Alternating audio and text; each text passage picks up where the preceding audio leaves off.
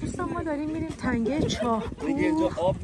مسافت خیلی ببینید مسافت طولانی هم هستش، برای همین وقتی رسیدیم من فیلم اصلی بهتون نشون میدم. هر کی به ما رسید گفت شانس شما دیروز بود، پیروز بود. بلشون کنم میگن فردا هم میان و شما امروز اومده. همچنان دوستان داریم میریم به سمت تنگه چاهکو. 1400 قدم تا الان مثل این لیدرها که میگن 20 دقیقه دیگه میرسی. آقای قاسمی هم به ما میگه 2 دقیقه دیگه رسیدیم تنگه. 2 دقیقه دیگه. اسم تنگه چیه؟ چاهکو. خوشحالم که یه توریست خیلی جذابی هم هستی که اینقدر مشتاقه. دلداریتون بدون تو خسته نشین، پر انرژی میان جلو. خیلی انرژیامون فوله. ما 4 تا به هم تیکه بندازیم حالمون خوب میشه، شما نگران نباش. راحت باش. نه ما راحتیم، اتفاقا چون راحتیم در همین حدات. بعد پهنای دریا چیکار کنیم؟ غذای دارم.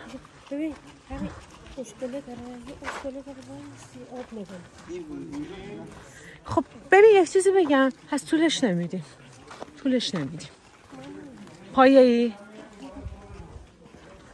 این ورودیشه. خب این که خیلی جذابه، من دارم میگیرم.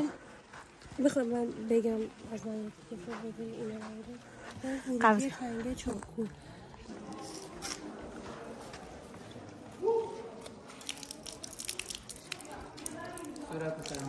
خیلی ممنون.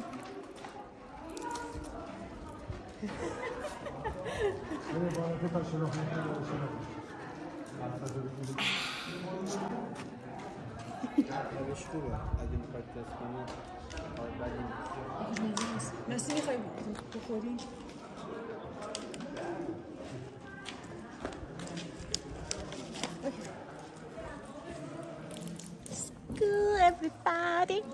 Let's go everybody.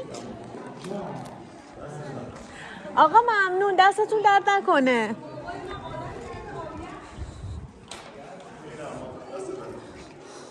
چیزی؟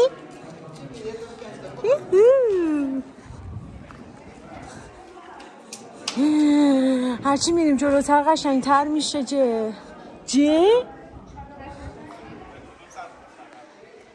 Excuse me.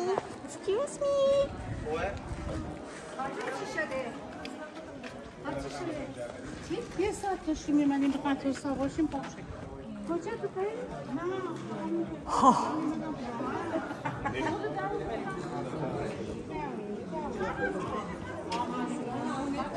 دو مسیر داره دوستان. That way.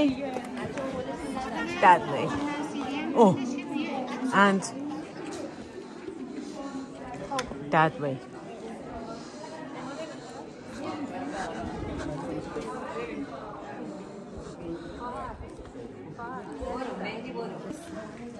خب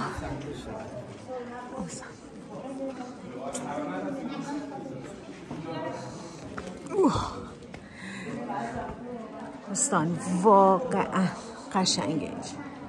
Taimela, so beautiful. You don't believe that.